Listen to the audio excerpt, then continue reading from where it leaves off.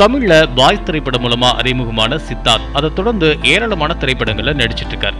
தமிழ், தெலுங்கு, ஹிந்தி உள்ளிட்ட பல மொழிகள்லயும் நடிச்சிட்டு வர இவரு இப்போ கமலோட இணைஞ்சு இந்தியன் 2 திரைப்படத்துல நடிச்சிட்டு இருக்காரு.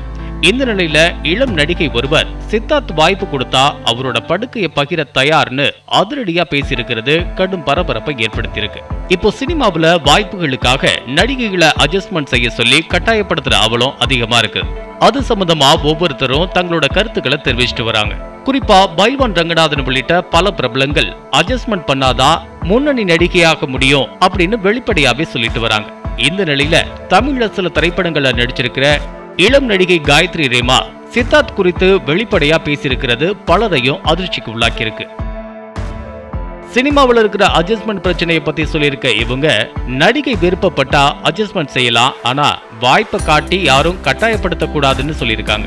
அது மட்டும் இல்லாம, எனக்கு நடிகர் சித்தார்த்த ரொம்ப பிடிக்கும், அவர் மேல எனக்கு ஒரு கிரஷ் இருக்கு, அதனால யாராவது அவரோட அட்ஜஸ்ட்மெண்ட் செஞ்சா சித்தார்த்துக்கு ஜோடியா நடிக்க வாய்ப்பு தரேன்னு சொன்னா நான் தயங்காம அவரோட படுக்கையை பகிர்ந்துக்குவேன் அப்படின்னு அதிரடியா சொல்லியிருக்காங்க.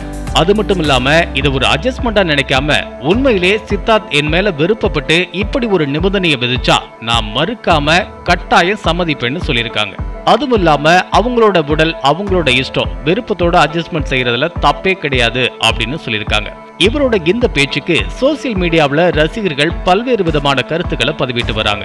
ஆரம்பத்துல அட்ஜஸ்ட்மெண்ட்டுக்கு எதிராக நேர்மையான கருத்துக்களை சொன்ன நடிகை சித்தார்த் விஷயத்துல இப்படி ஒரு கருத்தை சொல்லியிருக்கிறது பல நெகட்டிவ் விமர்சனங்களை ஏற்படுத்தி வருது.